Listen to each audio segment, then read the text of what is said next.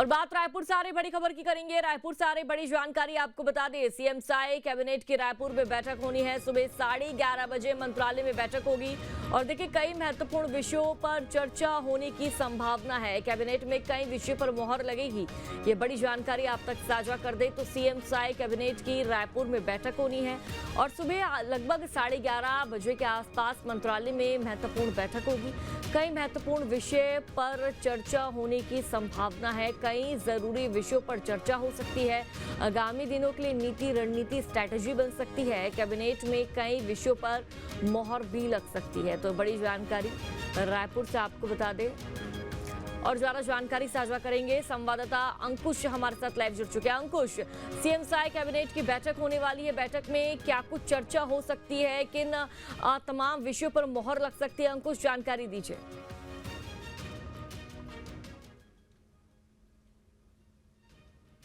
देखिए, छत्तीसगढ़ के मुख्यमंत्री विष्णुदेव साय की कैबिनेट की अहम बैठक आज होने जा रही है और सुबह करीब 11:30 बजे महानदी भवन मंत्रालय में यह बैठक शुरू होगी।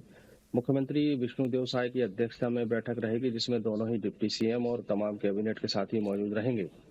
प्रदेश में प्रदेश सरकार की जितनी भी योजनाएं संचालित हो रही हैं उस पर चर्चा होगी और अभी हाल ही में जिस तरीके से ऑपरेशन सिंदूर की सफलता मिली है उसके बाद छत्तीसगढ़ में और कौन कौन से कदम उठाए जा सकते हैं उसको लेकर इस कैबिनेट में चर्चा होगी।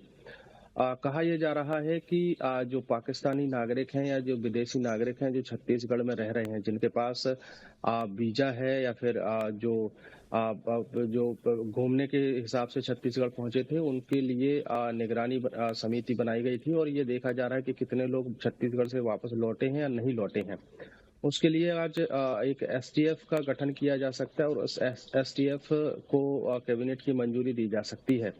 ये काफी महत्वपूर्ण फैसला होगा और पाकिस्तानी नागरिकों की अगर बात करें तो प्रदेश में दो मुस्लिम समुदाय से के साथ साथ बाकी के अगर ओवरऑल तमाम संख्या देखी जाए जो जिसमें हिंदू नागरिक भी शामिल है, करीब करीब उनकी संख्या 1800 होती है। तो उनके लिए आज कैबिनेट में फैसला लिया जाएगा कि उनको कैसे यहाँ पर अगर रखना है या उनको वापस पाकिस्तान भेजना है, उसको लेकर भी इस कैबिनेट में चर्चा होगी। अभी हाल ही में छत्तीसगढ़ में डीएड सहायक जो जिनको नौकरी से बाहर किया गया था, उनके लिए पिछली बैठक में एक महत्वपूर्ण निर्णय लिया गया था कि उनको शिक्षा विभाग में कहीं ना कहीं मर्ज किया जाएगा। तो एक बड़ा महत्वपूर्ण डिसीजन हुआ था, जिसके बाद डीएड शिक्षक सहायकों ने एक आभार रैली भी निकाली थी। उसके साथ साथ छत्तीसगढ़ में जो और भी अनियमित कर्मचारी हैं जो लगातार अपनी मांगों को लेकर ज्ञापन सौंपते रहे, उसके लेकर भी कहीं ना कहीं फैसला हो सकता है।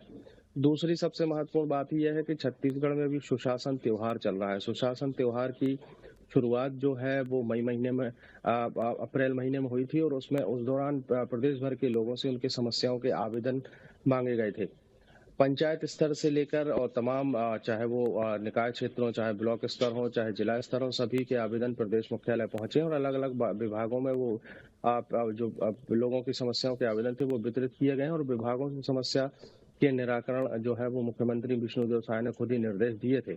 अब मुख्यमंत्री विष्णुदेव साय प्रदेश के अलग अलग जिलों का दौरा कर रहे हैं। आकस्मिक दौरे के दौरान वो लोगों से मिल रहे हैं और उनकी समस्याओं पे संवाद करने के साथ साथ उनकी समस्याओं का समाधान त्वरित कर रहे हैं। तो अभी जो हाल ही में जो दौरे हुए हैं अलग अलग जिलों के, उन दौरों के दौरान क्या रणनीति बनी है, उस रणनीति को लेकर भी कहीं ना कहीं कैबिनेट में चर्चा होगी। तो उसको लेकर बिल्कुल भी अंकुश, कोई एक आगामी दिनों नया में विषय जो है वो छत्तीसगढ़ की कैबिनेट में साय लाया जा सरकार सकता क्या है जो कुछ प्रदेश लोगों के को बड़ी सौगात दे सकती है? क्या सौगातों को लेकर इस बैठक में चर्चा संभव मानी जा रही है और आगामी दिनों के लिए क्या कुछ एजेंडा सेट हो सकता है? क्या रणनीति बन सकती है?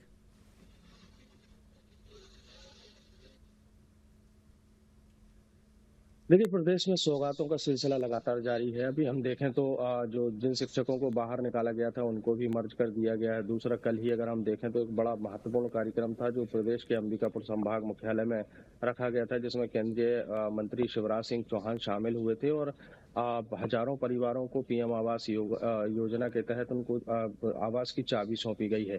तो इसके अलावा जो सरेंडर नक्सली हैं उनके लिए भी पीएम आवास की स्वीकृति दी गई है और दूसरा, आवास प्लस का एक और सर्वे शुरू होने जा रहा है। उस आवास प्लस में जो बचे हुए हितग्राही हैं, जो पात्र हैं और जिनको पीएम आवास का लाभ नहीं मिला है, उनकी सूची जो है बनाई जा रही है। सर्वे के आधार पर सूची अगर बन जाएगी तो उसको तत्काल प्रभाव से कैबिनेट में रखा जाएगा और वहां से अगर मंजूरी मिलेगी। देखिए, इस बात का संकेत जो है वो केंद्रीय मंत्री शिवराज सिंह चौहान कल एक प्रेस कॉन्फ्रेंस में दे चुके हैं कि छत्तीसगढ़ से जितने भी पीएम आवास की डिमांड रहेगी वो हम तत्काल प्रभाव से पूरा करेंगे। तो केंद्रीय मंत्री के दौरे के बाद अगर जो बैठक हो रही है तो स्वाभाविक है इसमें पीएम आवास को लेकर भी चर्चा होगी, जो काफी महत्वपूर्ण रूप से प्रदेश के उन लोगों के लिए लाभदायक होगी जो अभी भी आवास से वंचित है। तो उनके लिए काफी महत्वपूर्ण ये कैबिनेट हो सकती है। दूसरा, ऐसे बहुत सारे कर्मचारी हैं जो काफी लंबे समय से अपनी मांगों को लेकर प्रदर्शन करते रहे हैं, तो उनको भी इस कैबिनेट से आस है कि इस बार हो सकता है कि कैबिनेट में उनकी मांगों को लेकर भी मुहर लग सकती है। काफी महत्वपूर्ण ये बैठक रहने वाली है। 11:30 बजे जब शुरू होगी बैठक, उसके बाद करीब 1.5 से 2 घंटे बाद जब ब्रीफिंग की जाएगी तो कैबिनेट के तमाम निर्णय जो है वो निकल कर सामने आएंगे और देखने लायक होगा कि प्रदेश के विकास के लिए कैबिनेट से क्या क्या निर्णय निकल कर आएगा। ठीक है अंकुश, आगे भी आप हमारे साथ बने रहिए, आगे भी आपसे जानकारी लेते रहेंगे।